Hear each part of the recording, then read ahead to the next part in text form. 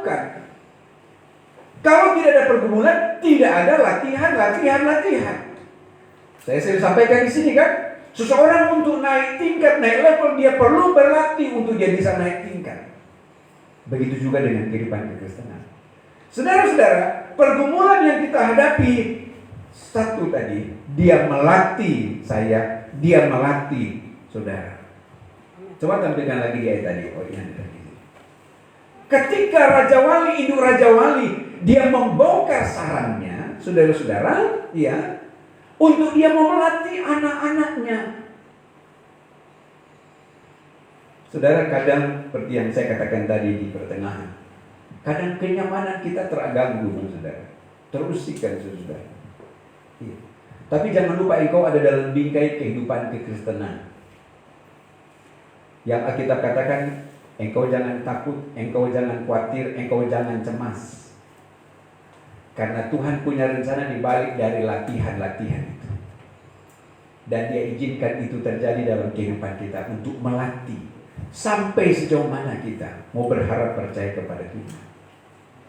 Saudara-saudara yang dikasihi Tuhan, saya kembali. Ketika Simon Petrus dia berjalan di atas air, dan ketika angin dan ombak itu makin kencang menerpanya, saudara-saudara, dia terintimidasi. Ya. Saudara-saudara kasih Tuhan, dalam kehidupan keluarga suami istri, ya, kadang menjadi penting saudara-saudara dalam kondisi-kondisi darurat seperti itu. Dan saya percaya itu juga pun sama Bapak Ibu Saudara alami. Artinya sebagai manusia, karena Alkitab berkata seperti apa yang Ayub alami, bahwa hidup itu berat, manusia bergumul. Kadang satu dengan yang lain dalam kehidupan suami istri saling menguatkan. Dan ini menjadi hal yang penting. Ketika sang suami sedang lemah, istrinya beri kekuatan, oh jangan menyerah. Ketika istri sedang lemah, suami beri kekuatan, oh jangan menyerah. Saudara-saudara, itu vitamin-vitamin dalam kehidupan kita, agar supaya kita tidak terintimidasi oleh persoalan, oleh pergumulan. Coba kalau kehidupan suami istri terintimidasi dengan persoalan pergumulan, maka down dua-duanya. Maka diibaratkan seperti saya, kiri kanan patah, sudah nggak bisa bangkit lagi, saudara. Nah, itu sebabnya apa yang terjadi terhadap Simon Petrus ketika dia terintimidasi. Oh, ada masalah ini. Dia terintimidasi. Oh, ada pergumulan ini. Oh, ada persoalan ini. Badai makin besar, dia tenggelam. Dan akhirnya dia tidak bisa terlatih, saudara-saudara kasih Tuhan. Saudara-saudara kasih Tuhan, Tuhan izinkan hal itu ada di dalam kehidupan kita. Sehingga selama kita masih ada di planet bumi ini, pergumulan itu ada dan Tuhan bermaksud untuk melatih anak-anaknya. Ibrani 12 ayat 11. Coba ditampilkan di slide. Ibrani pasal 12 ayatnya yang ke-11. Saudara, kita akan lihat di situ. Apa kata firman Tuhan? Memang, Ibrani 12 ayat 11. Memang tiap-tiap ganjaran pada waktu diberikan tidak mendatangkan sukacita. Kata ganjaran ini biasa dipakai dalam dunia pendidikan misalnya itu. Yang simpel saja, saudara. Ketika seorang anak sekolah, seorang murid, dia bikin kesalahan, maka akan ada ganjarannya. Itu konsekuensi dari kesalahan yang dia perbuat, maka ada ganjarannya. Saya mau katakan, kita percaya Kristus sudah mengampuni, kita mau percaya bahwa Kristus sudah menyatakan keselamatan di dalam hidup. Tetapi terkadang dalam kehidupan kita masih saja melakukan pelanggaran-pelanggaran di hadapan Tuhan. Sehingga saya tanya kepada kita yang ada pada pagi hari ini, adakah di antara kita yang tidak pernah berbuat salah? Tidak ada kan, saudara? Sebab pada kenyataan dalam hari-hari yang Tuhan berikan, ada saja hal-hal yang kita lakukan yang melanggar kehendak Tuhan. Saudara. Nah, konsekuensi dari pelanggaran itu, konsekuensi dari kesalahan itu, ganjaran. Saya dulu pernah menjadi guru, saudara, di salah satu sekolah SMA. Ketika ada seorang murid bikin pelanggaran, bikin kesalahan, saya kasih ganjaran dia. Berdiri di depan kelas selama pelajaran saya. Itu ganjaran, saudara-saudara. Itu konsekuensi dari kesalahan. Saudara-saudara, Nah, ulangi. Memang tiap-tiap ganjaran pada waktu ia diberikan tidak mendatangkan sukacita. Konsekuensi dari pelanggaran, dari kesalahan, ya, dari keteledoran yang kita lakukan terkadang dalam hari-hari hidup ini, maka Tuhan izinkan ganjaran ini, saudara-saudara, saya bisa memberikan sebuah pengertian kepada kita sebagai pergumulan.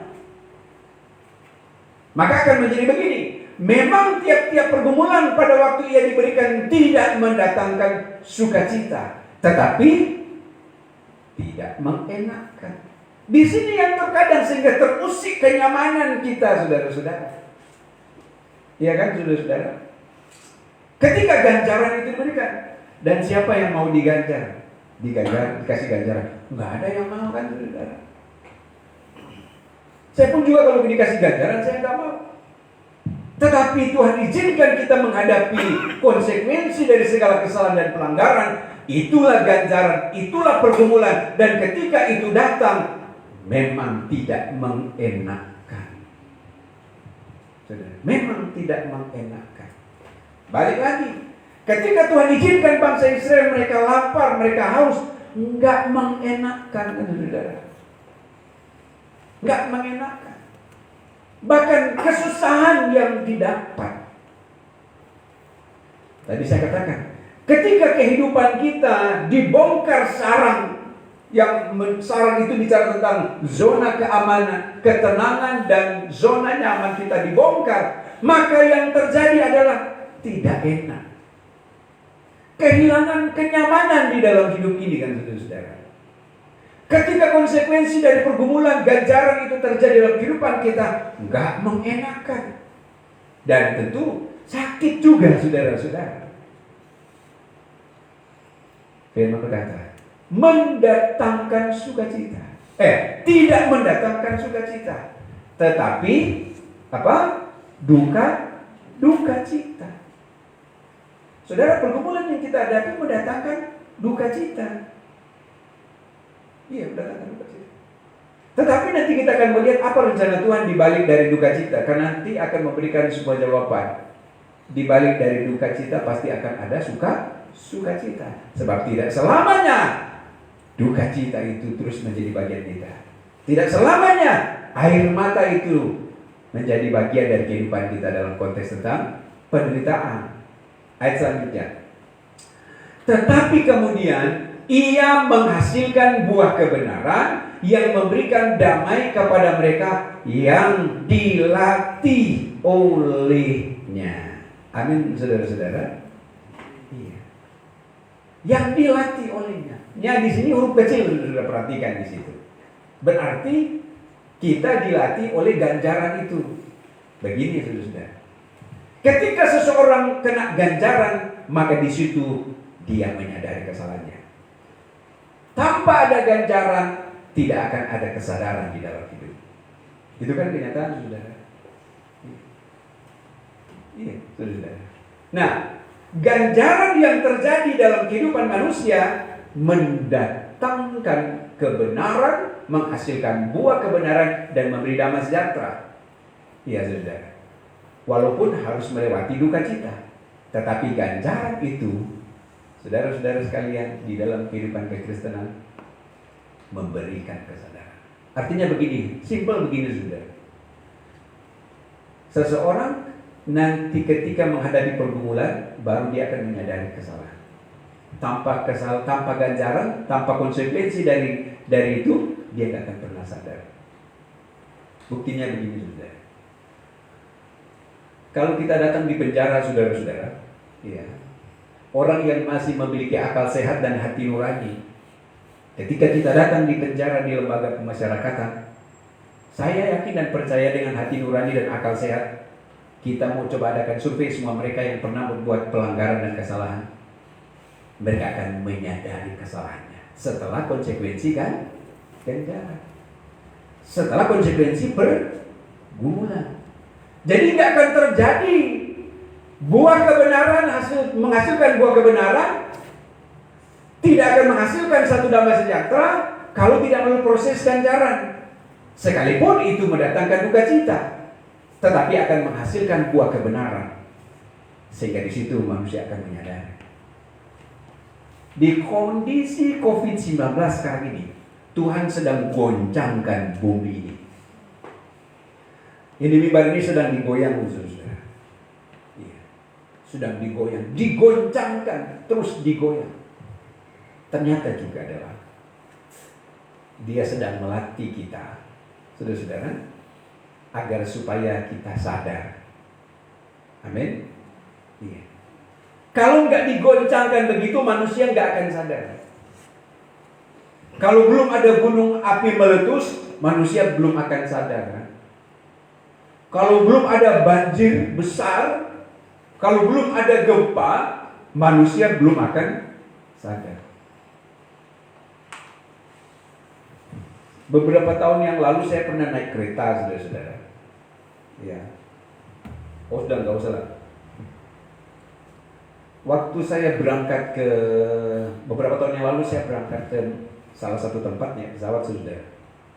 Saya lupa ingat kemana itu kalau nggak salah ya. Saudara, ketika pesawat itu dia menembus awan, terjadi goncangan. Ya.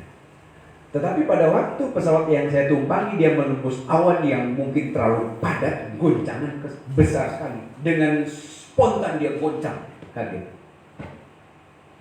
Serentak penumpang dalam pesawat itu hanya ada satu kata dengan keyakinan masing-masing. Ada yang berkata, Yesus tolong. Ada yang berkata, oh dalam nama Yesus. Saya harus tahu, oh ini orang Kristen ini. Dengan keyakinan agama yang lain mereka teriak dengan keyakinan mereka, minta tolong. Saya berkesimpulan, kalau waktu awal ini pesawat lagi tenang-tenang, nggak ada itu terjadi.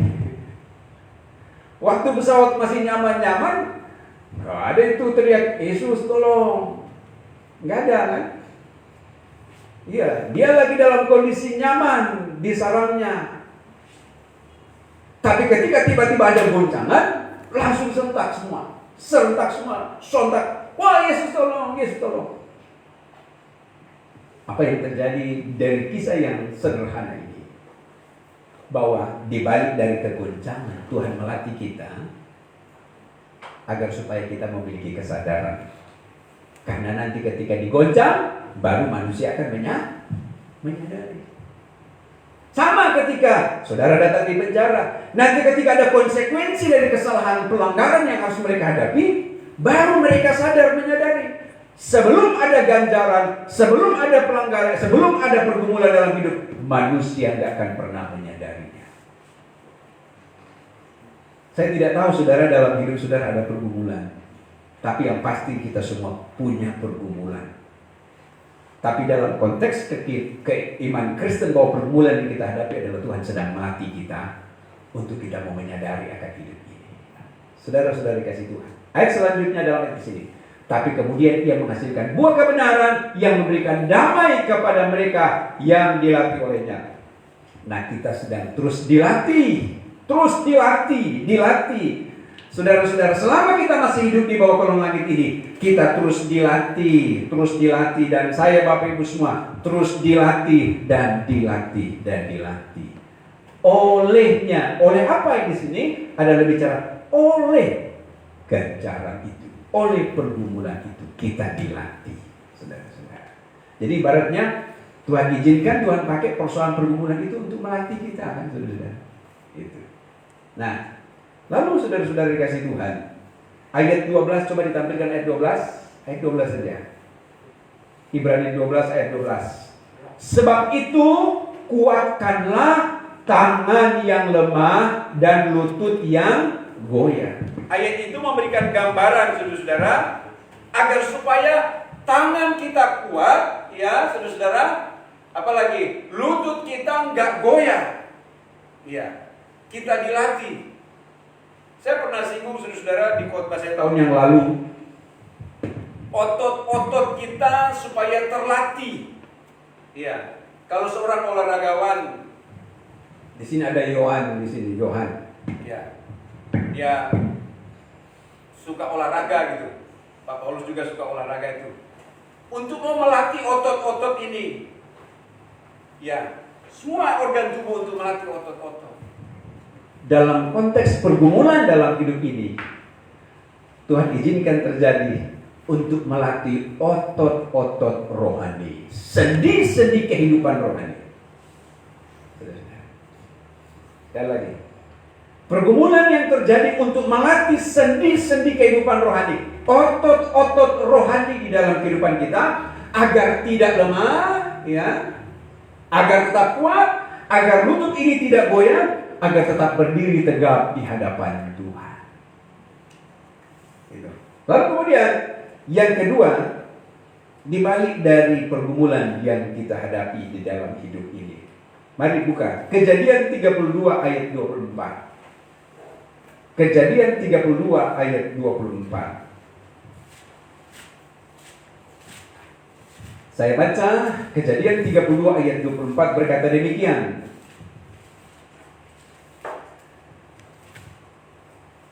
Lalu tinggallah Yakub seorang diri, dan seorang laki-laki bergulat dengan dia sampai fajar menyingsing.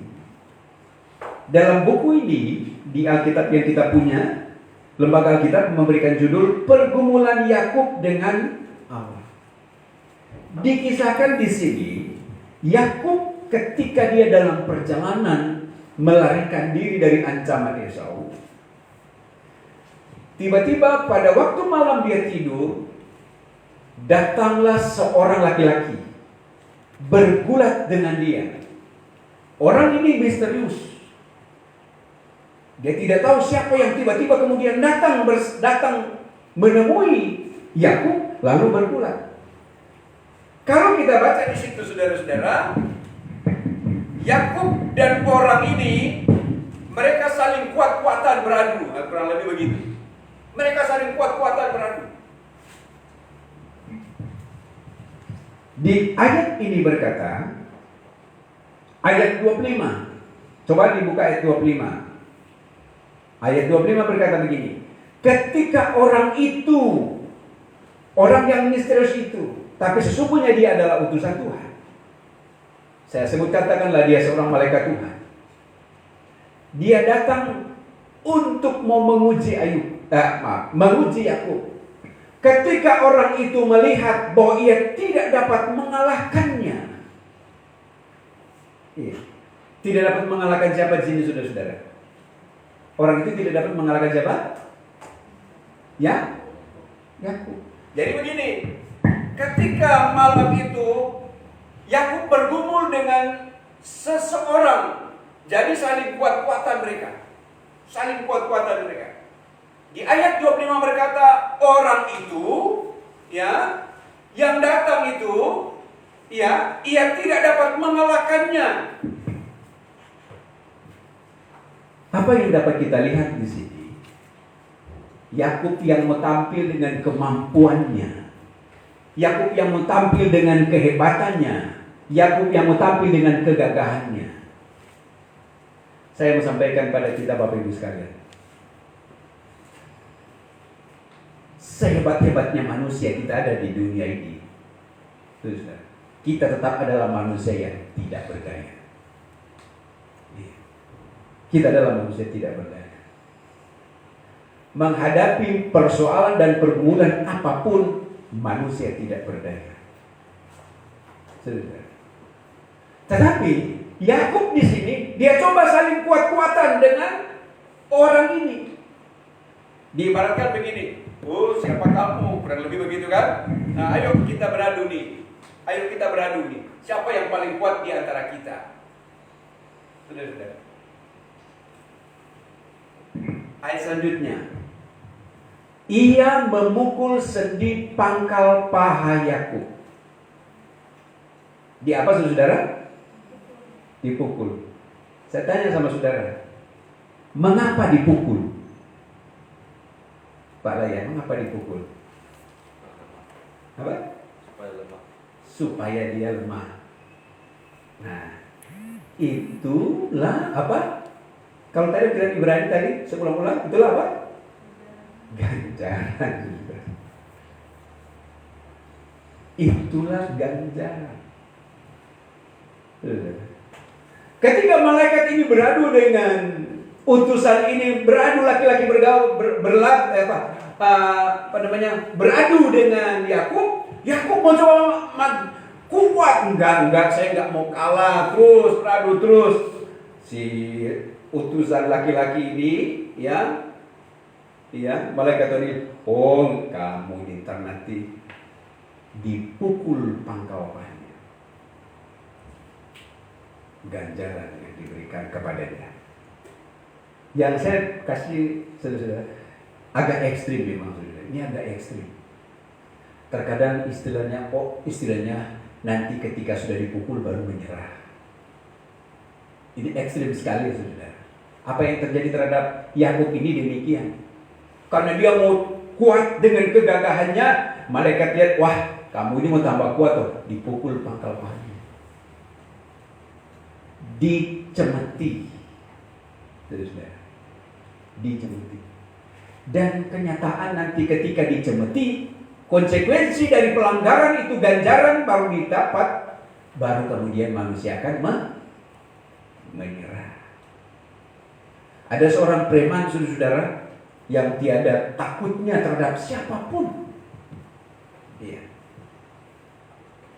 Sudah keluar masuk penjara, tapi ketika dicemeti oleh Tuhan, menyerah dia.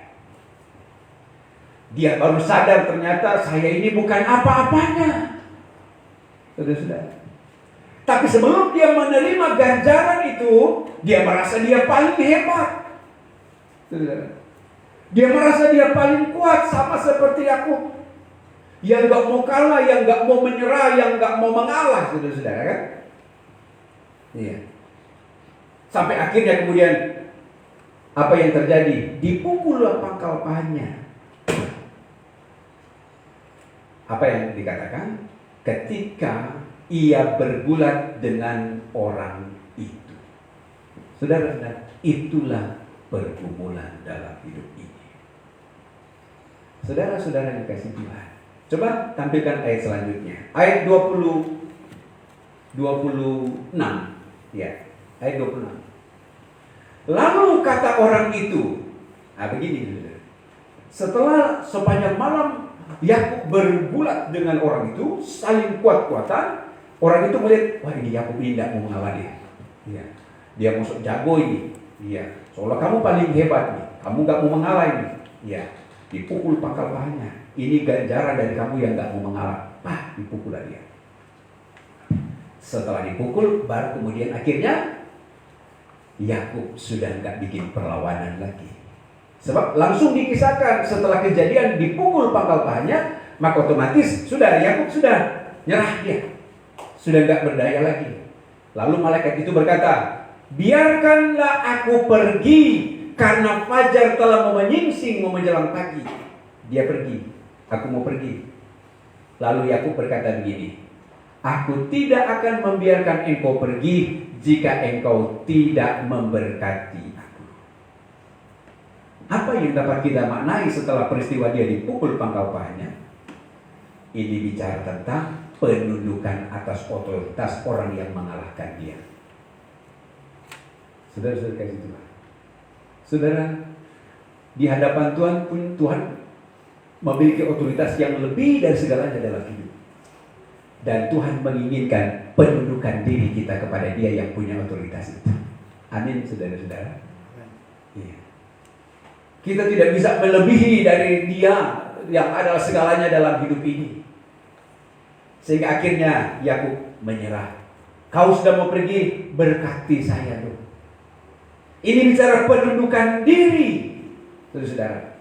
Artinya berarti bahwa dia mau tunduk kepada orang yang telah mengalahkan dia, dan ternyata dia itu adalah malaikat Tuhan. Penundukan diri, lalu kemudian penyerahan sungguh kepada orang itu. Dia berkata, aku tidak akan membiarkan engkau pergi jika engkau tidak memberkati aku. Bapak Ibu Saudara kasih Tuhan, pergumulan yang engkau hadapi dalam hidup ini ketika kita memiliki penundukan diri kepada Dia yang memiliki otoritas lebih, saya percaya akan seperti yang aku berkata, berkati aku sebelum engkau pergi. Sudah kasih Tuhan. Lalu kemudian selanjutnya ayat 27. Coba dibuka ayat 27. Apa kata firman? Bertanyalah orang itu kepadanya. Nah, selanjutnya ada interogasi dari seorang malaikat ini.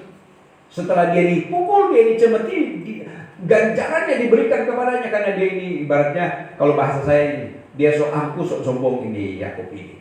Iya. Enggak mau mengalah dia. Dipukul, lalu diinterogasi oleh malaikat ini. Bertanyalah orang itu kepadanya, siapa namamu? Iya. Saudara, ketika terjadi dialog ini, Yakub sudah nggak bisa buat apa-apa. Iya. Sudah nggak bisa buat apa, karena dia sudah nggak berdaya. Siapa namamu? Lalu dia jawab, Yakub. Apa yang dapat kita maknai dari perkataan ini? Ketika orang ini tanya lalu dia jawab, Yakub. Ini juga adalah bicara tentang keterbukaan dia kepada yang berotoritas penuh siapa yang ada di depannya.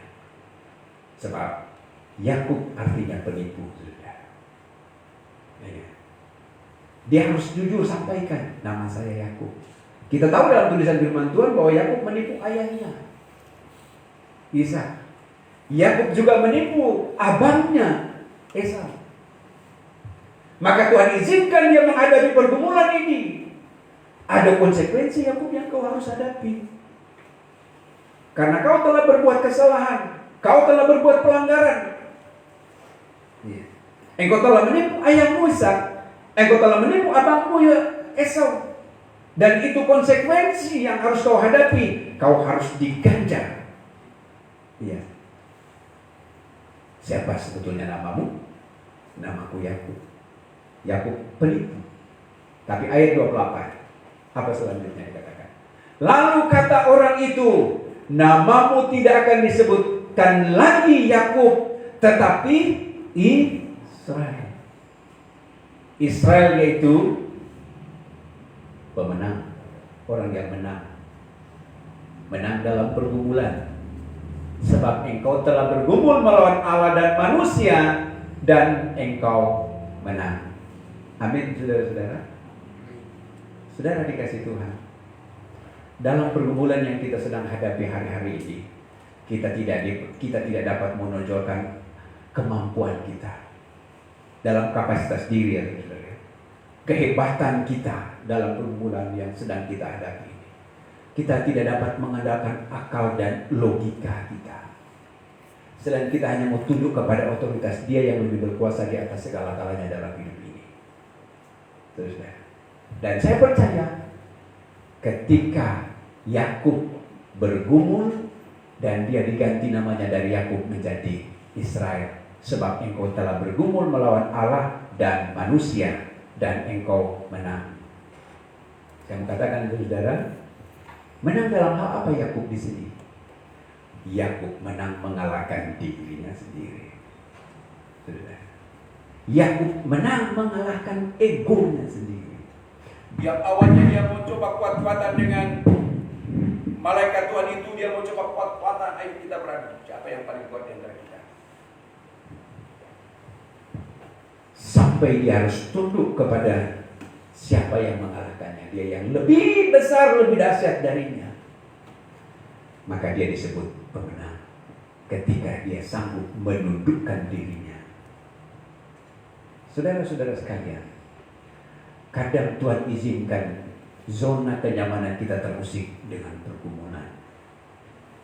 Zona kenyamanan kita terusik dengan masalah, kehadiran masalah, kehadiran persoalan dalam hidup ini. Entah mungkin dari orang di sekitar kita, saudara, atau objek dari apa yang menjadi tugas-tugas kita, saudara. Tapi ternyata Tuhan sedang menguji kita untuk kita memiliki kedudukan diri, supaya kita bisa menang mengalahkan diri kita.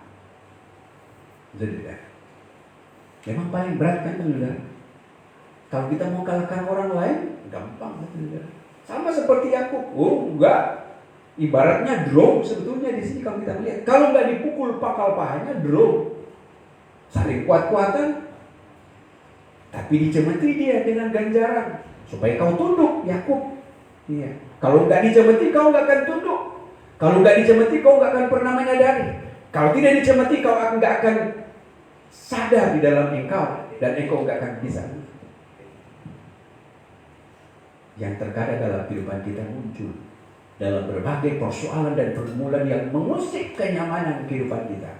Tapi sesungguhnya di situ Tuhan sedang melatih kita, saudara-saudara, untuk supaya kita bisa tunduk kepada Dia yang punya otoritas, untuk supaya saudara dan saya pun juga memiliki penundukan diri kepada Dia yang di atas segala-galanya, dan juga untuk mengalahkan diri sendiri.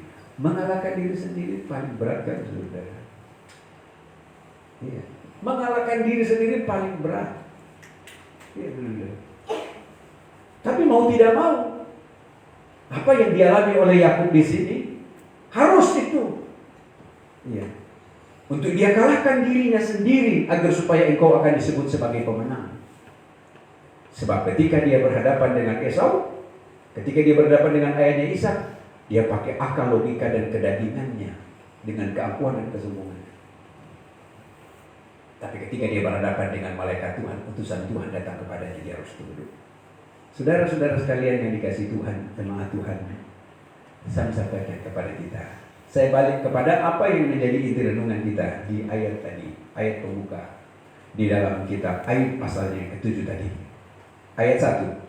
Bukankah manusia harus bergumul di bumi dan hari-harinya seperti hari-hari orang upahan? Tetapi akhir dari kisah Ayub di sini, apa kata dalam tulisan firman Tuhan? Ayat terakhir, Ayub pasal 42, ya, ayat 2. Kita baca sama-sama. Ini ayat sudah menjadi ayat hafalan bagi saudara sekalian. Tapi kita baca bersama-sama untuk kita mendapat berkat di balik dari pergumulan yang kita hadapi. Ayat 2. Mari kita baca sama-sama. 2, 3. Aku tahu bahwa engkau sanggup melakukan segala sesuatu dan tidak ada rencanamu yang gagal. Amin, saudara-saudara. Pergumulan yang kita hadapi dalam konteks hari-hari hidup ini sebagai sebuah ganjaran dalam kehidupan kita. Tuhan punya rencana. COVID-19 yang sedang terjadi sekarang, Tuhan punya rencana. Tetapi jangan sampai kita terintimidasi oleh masalah, oleh persoalan, oleh pergumulan itu, saudara, agar supaya tanganmu tetap kuat, kakimu tidak goyah, engkau tetap berdiri di hadapan Tuhan, memuji Tuhan, memuliakan akan nama Tuhan. Dan percaya, ketika seperti apa yang Yakub lakukan, berkatilah saya. Dia menyerah. Saudara-saudara, dia menyerah. Bukan menyerah dengan pergumulan ya. Pada pergumulan, itu pasrah pada pergumulan tidak. Tapi menyerah kepada tangan Tuhan yang berkuasa. Amin firman Tuhan. Kiranya Roh Kudus menerangkan firman-Nya di dalam kita, saudara-saudara sekalian. Dan mari sama-sama semua kita bangkit berdiri. Kita akan berdoa untuk firman Tuhan. Kita akan nyanyikan pujian kepada Tuhan. Kita akan berdoa. Naikin satu, naikin satu. Allah mengerti, Allah peduli segala persoalan yang kita hadapi. Tak akan pernah dibiarkan dan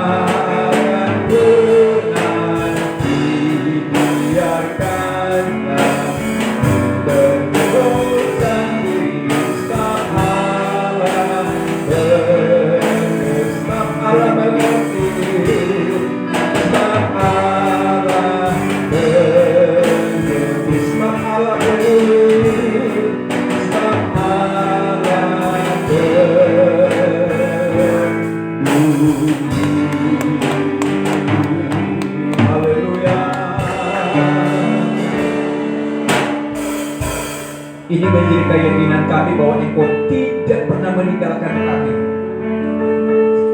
Pergumulan boleh ada, persoalan boleh ada, tapi kami yakin Tuhan menyertai kami.